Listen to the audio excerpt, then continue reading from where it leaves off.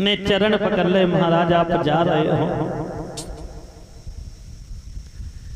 जा रहे हो महाराज, ठीक है, लेकिन मेरे प्रणाम ले लो। मैया ने चरणों को छुआ, राजा को विदा किया। इधर राजा जीव यानी राजा जैसे ही आए हैं महलों में के तो क्या देखा कि वही रानी सुरुचि आज बैठी हुई है सामने, क्रोध में खड़ी है।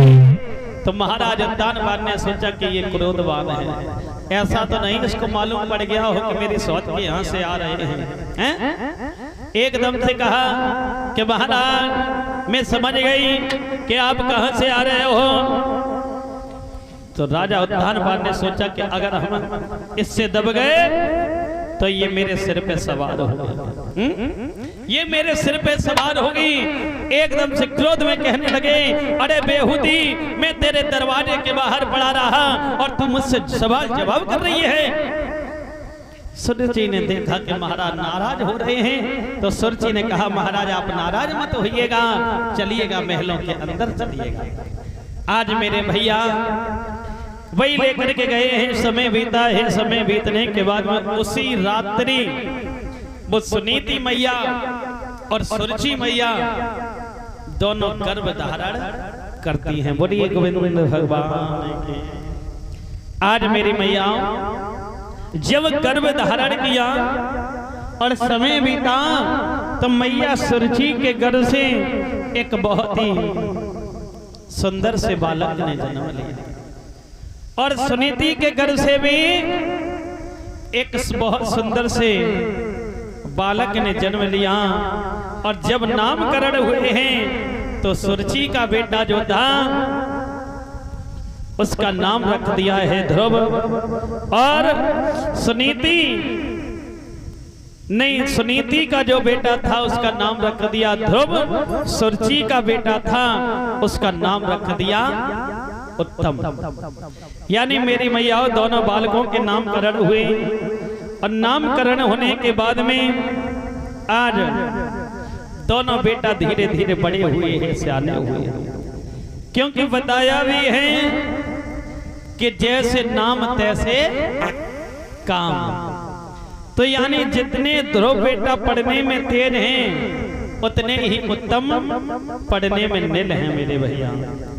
यानी एक कवि तो लिखता है कि एक वृक्ष की दो डाली किस्मत जुदा जुदा है, और एक डाली जाए हवन में एक से जल रही चिता है। एक कवि लिख रहा है कि एक वृक्ष की दो डाली, कि एक वृक्ष की दो डाली और किस्मत जुदा जुदा है। सुमित भैया, एक डाली जाए हवन में एक जे जल रही चिता है।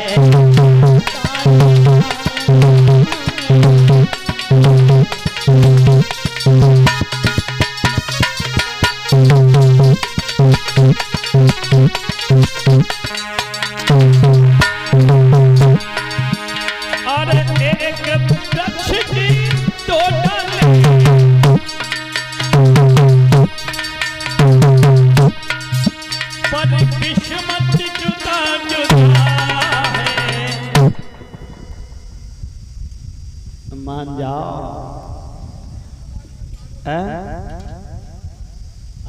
देख ले, यज्ञपति जी ने रोके तो नहीं कि ना मारो, और जा कह रहे कि भागवत हो जाए ताकि बाद। हाँ,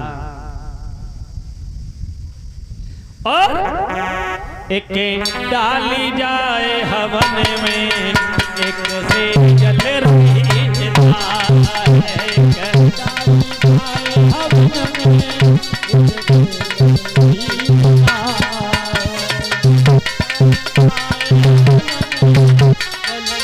और ऐसा ही नहीं बोलू भैया, और एक पत्थर के दो टुकड़े हो।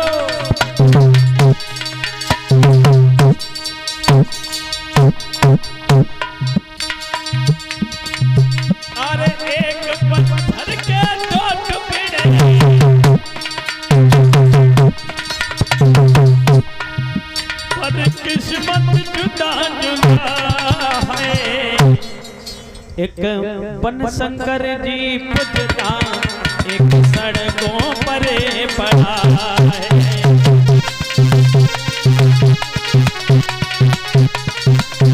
श्री राधे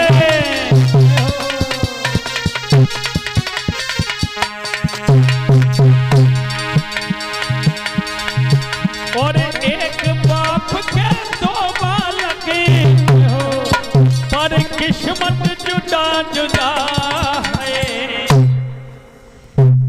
एक बेटा राजकार एक बन को चारा